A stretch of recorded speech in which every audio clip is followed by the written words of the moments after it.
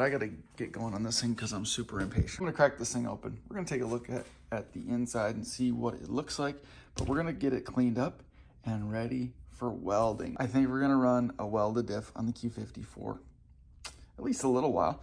I can't justify dropping $2,000 on an LSD from Z1 for the Q50, not knowing how much longer I'll have the car, but also the fact that we only make 340 horsepower. I mean, it's not like we're racing at the drag strip constantly. So an LSD, I don't know how much we benefit from other than doing some better burnouts. So we're gonna try a welded one first. I'm gonna take all of these little things off first just because we don't need them.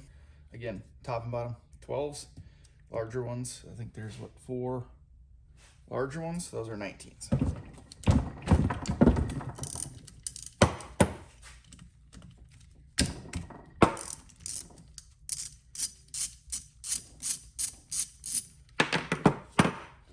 don't really even need to worry about these because we obviously already have them on the car. So we're just gonna set them aside. I like this too because no matter what we decide, whether we just change the axle seals on my actual diff, or we decide to do the LSD upgrade, I like, you know, having this one out. We can do what we want to do with this one, and then do my actual differential the right way, whatever we choose to do with it. So I'm excited about it. Hopefully the rear diff bushing comes available through Z1 sooner than later, and we can change that out too when we swap everything back. This is just kind of a temporary in-between situation. It gives us a little bit of flexibility, which I like.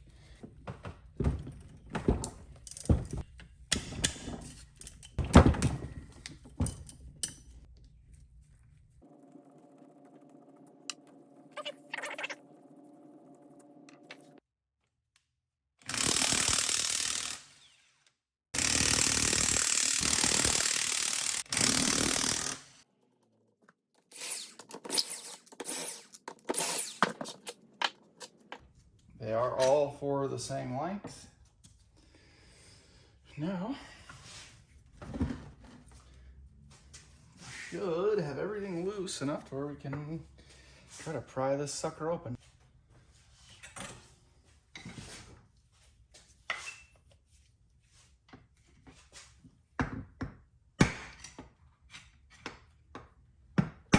There we go. That's it. A couple little tabs right here. Stick a little screwdriver, flathead, just tap it off. Didn't even have to hit it that hard, she broke loose. Oh boy.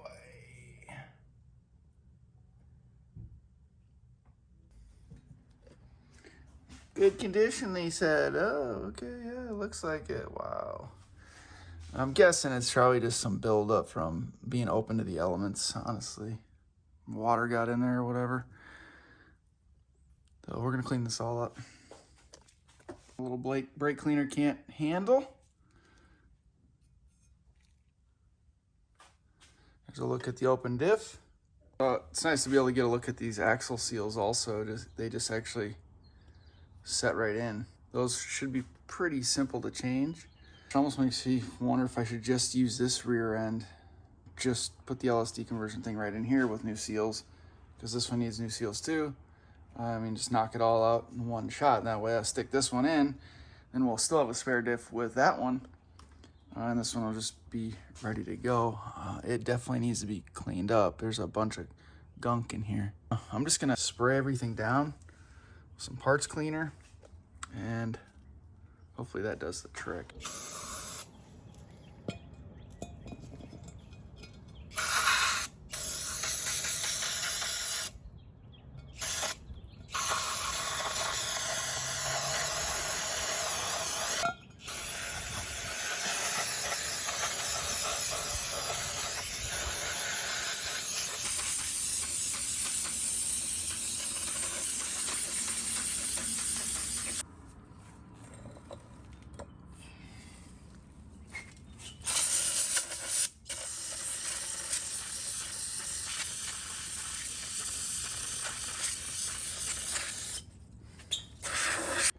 Before I do the final cleanup, I'm gonna make sure I get all the sealer out of all the little crevices. There's little bits here and here. I wonder if they put a little dab in to keep the seals, but all in these little grooves. So when we put fresh stuff in, it'll seal up nice.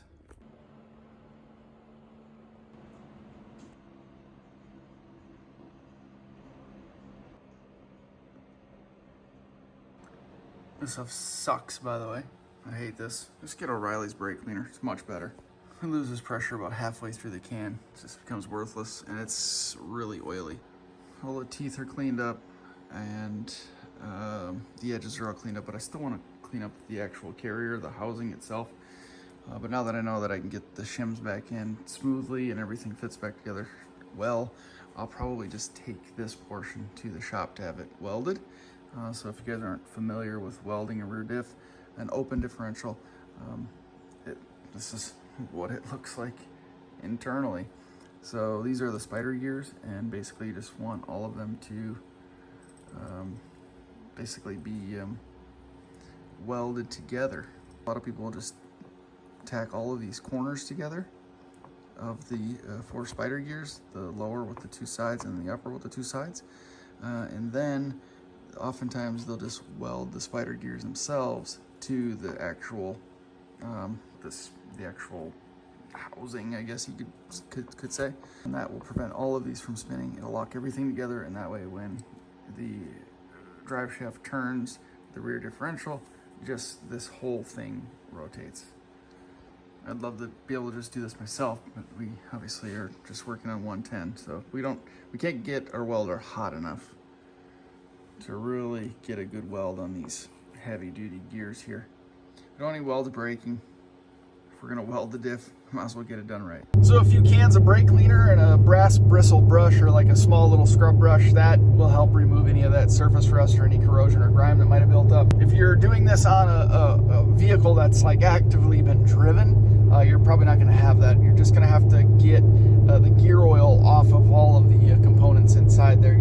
Obviously, you want the metal to be completely clean when you're trying to weld. You want the rear diff housing and the gears to be clear of any debris or residue. You don't want any binding in the ring and pinion after the welding is complete and you seal everything back up and you put it on the car. You don't want gunk and grime getting mashed in there between the teeth of the gear. So you want to make sure it's as clean as possible. And if you're doing this right before welding, you want to make sure it's completely dry. So blow some air in there or give it some time to dry out. Welding on brake cleaner is toxic, so it's dangerous to you or the person you're having welded. Mine has been sitting for several days after cleaning, and it's going to sit for several days more before I actually get it to Inman Muffler to have them welded up for me. So I'm not going to have to worry about that at all. I'll probably spray it down actually and clean it up a little bit more since it's been sitting in the garage. And just like I said, I want to make sure it's completely cleaned out and free of any debris or residue. But definitely make sure it's completely clean and dried before welding. I'm excited to get this done for the Q. I'm not sure what effect, if any, it'll have on traction control. That's one thing I'm curious about, but you know, Z1 has an LSD for these cars, so I imagine it's compatible with traction control. I guess you're never going to just spin one tire freely, so technically traction control shouldn't kick on. I don't know. I really don't know. I guess if they're both, I really don't know. That's kind of why we're doing this. We're going to actually find out. I guess you can just always make sure your traction control is turned off and whatever. And that is it, guys, for cleaning and preparing the Infiniti Q50 rear differential for welding. Not much to it, but I appreciate you guys following along. More stuff coming for the Q50, obviously, and more stuff coming for the 350Z as well. I hope you guys will follow along that project because it is really ramping up and moving quite quickly now that we got some really awesome sponsors on board. So really excited about that project. So even if you don't have a 350Z, I'd ask that you check it out and follow that progress as well, because it's a lot of fun. It's a lot of fun. But otherwise, guys, I appreciate your continued support. Onward and upward for the channel. Onward and upward for you guys as well. Good stuff coming for 2022. Thank you very much for watching. I appreciate it. We'll see you in the next one.